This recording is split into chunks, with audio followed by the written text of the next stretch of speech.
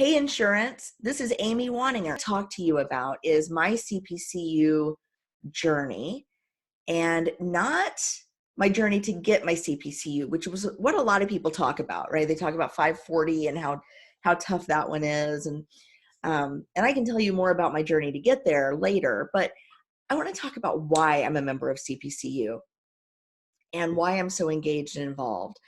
I got my CPCU in 2016 in Hawaii. That's when I met Tony for the first time.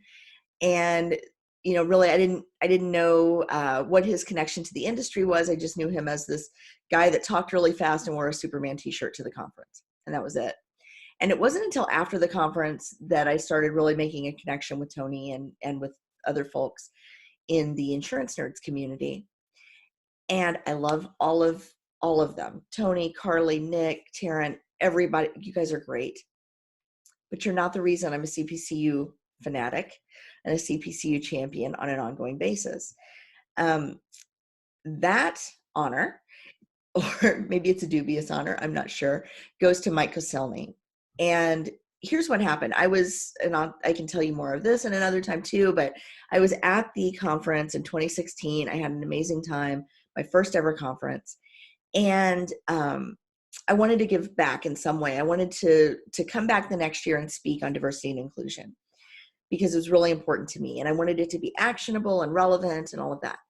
And I thought, well, the best thing to do would be, one, to submit a proposal, which I'd never done before, and two, to seek out somebody on the diversity and inclusion committee, which I did. And I want to tell you that the application for the diversity and inclusion committee, or for all of the committees, says, you must be, or, you should be so many years in the society and this kind of credentials. And this was really important to me. And I didn't have the number of years in society. I was a new designee, but I called somebody on the committee or on the selection team or whatever it was. I don't even remember who. And I said, hey, I want to do this. Do I really have to wait 3 years? And they said, no, just apply. So rule number one, just because you read it, it ain't necessarily so. Apply anyway. But the reason that I met Mike Kay was because I was on the CPCU Society's Diversity and Inclusion Committee.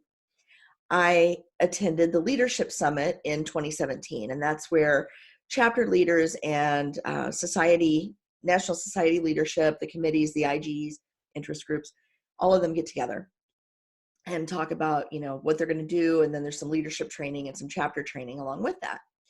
And so anyway, so I go to this for the first time, this event, this leadership summit. And the first morning, there's a welcome for new attendees, and it's presented by the president of the society. And that was Mike Kay. And I walked in and I sat in the back because I didn't really know a lot of people there. And I'm listening to what Mike has to say about the society. And I don't remember anything else that he said in this talk. And I think he talked to us for probably 30 minutes. And I'm sure it was all wonderful, but I want to tell you what I heard in what he said. Abby Clow was sitting in the front row, and I didn't know her yet. Couldn't have told you her name, couldn't have picked her out from the crowd, but I could tell from where I was sitting that she was a woman, first of all, and younger than Mike. And in the middle of him talking about all of the stuff that's great about the CPCU Society, he talked about mentorship. And in that part of the conversation, he had sort of this throwaway comment that he probably doesn't even remember, where he pointed at Abby and he said, and that young woman right there is one of my mentors. And I have learned so much from her. And I don't remember anything he said after that. But here's why I heard that. 20 years I spent in IT and business systems, and the first 10 were outside of insurance. The last 12 were in insurance. And I have heard my entire life things like, oh, you're really good at math for a girl. You're really smart for a girl. You're really analytical for a woman. And my entire career, being a woman has been a detriment or a qualifier on my performance or my presence or my ability to achieve or whatever it was that I was there for.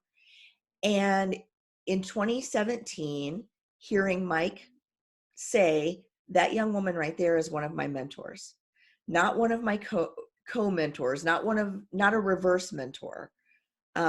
he didn't put her below him to elevate her and thereby elevate himself. He put her above him, somebody that knew more about something than he did, somebody that he was learning from on a regular basis. And that moment, sitting in that seat, I felt like I might be welcome just for who I am, not welcome in spite of who I am. And it left such an impression on me that the man that the society elected as president, the person appointed to be the mouthpiece for the society, had a throwaway comment that that young woman right there is one of my mentors. Made me feel like this was an organization that I could really be a part of and really be successful in, and my contributions would count and that I would matter. And I'm going to do the math for you. In 2017, I was 42 years old. And that was the first time I'd ever felt like from the very top of an organization, somebody cared that I was in the room. And I've given a lot to CPCU Society ever since then. And I might have anyway, but I can tell you that my commitment to being a lifelong member started in that seat, in that moment where I felt valued. Now, the lesson here is twofold. Number one, well, three, I guess. Number one, even if you think you're not qualified for something, go ahead and apply for it anyway, because sometimes those rules are just there because somebody wrote them and not because they mean anything. Just saying. Number two, people are always watching.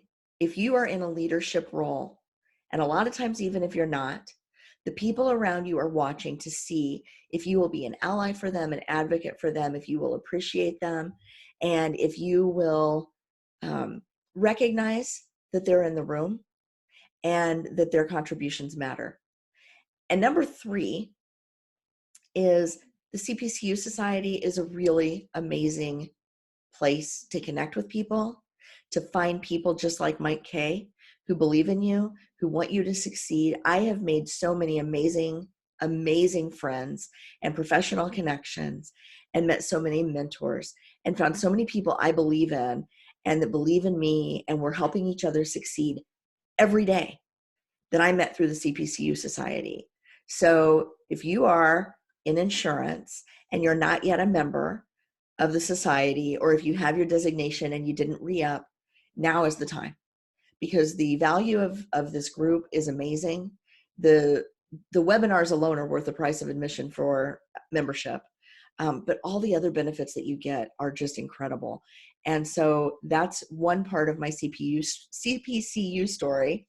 And I hope that if you have any interest in this designation, that you'll seek someone out and ask them. But also if you have the designation, that you'll make sure that you remain a lifelong member of society, because the insurance industry needs you. And we need everyone in this industry firing on all cylinders, putting their best foot forward and giving as much value and getting as much value as they can from their career. I'm here all week. Enjoy the veal. And don't forget to subscribe to Tony's channel using whatever links are down there. Bye.